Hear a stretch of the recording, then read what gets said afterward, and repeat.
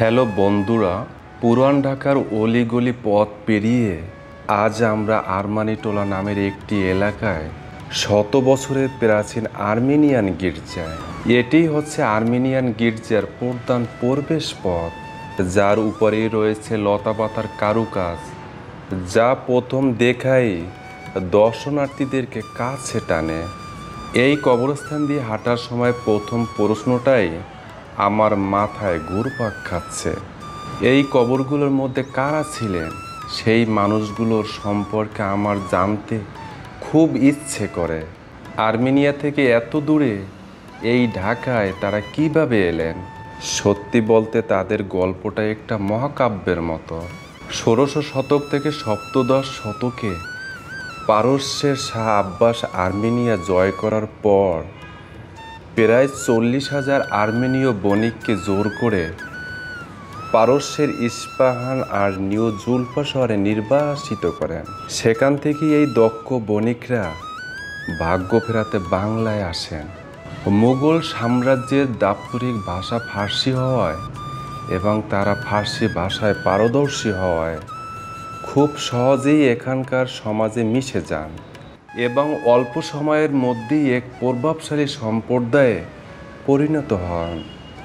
ঢাকার মসলিন কাপড়ের বাণিজ্যই মূলত তাদের এখানে স্থায়ী হতে আকৃষ্ট করেছিল, আর তাদের নামেই এই পুরো এলাকাটার নাম হয় আরমানিটোলা, অর্থাৎ আর্মেনীয়দের বাসস্থান।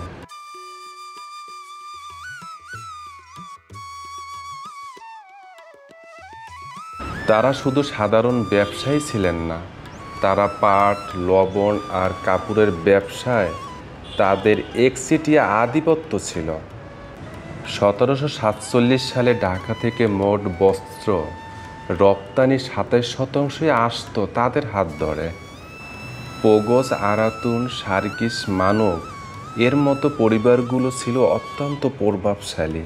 তারা শুধু ব্যবসায়ী করেননি, এই শহরকে আধুনিক করে তুলেছেন। পুরান ঢাকার বিখ্যাত রূপলাল হাউস তৈরি করেছিলেন একজন আর্মেনীয় জমিদার।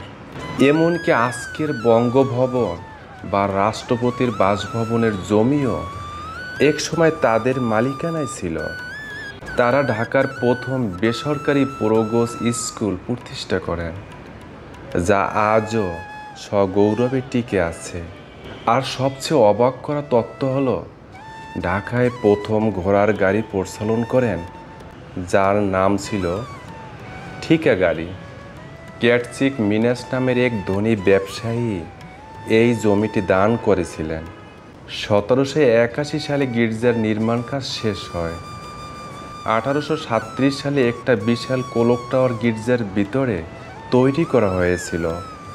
যখন তাদের স্বর্ণযুগ চলছিল, তখন এই ঘণ্টাঘরের শব্দ এত জোরে ছিল যে প্রায় ৪ মাইল দূর থেকেও শোনা যেত, আর পুরো শহরের মানুষ এর শব্দ শুনে নিজেদের ঘড়ির সময় মেলাত।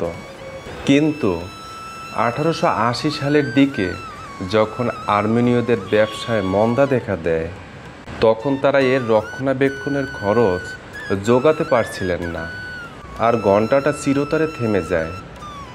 এরপর ১৮৯৭ সালের এক ভূমিকম্পে পুরো টাওয়ারটাই যেন ভেঙে পড়ে যায়। যদি ভিডিওটি ভালো লেগে থাকে, লাইক, কমেন্ট, শেয়ার করবেন। পরবর্তীতে ভিডিও দেখার জন্য বেল বাটনে ক্লিক করুন এবং সাবস্ক্রাইব করে আমার পাশে থাকুন।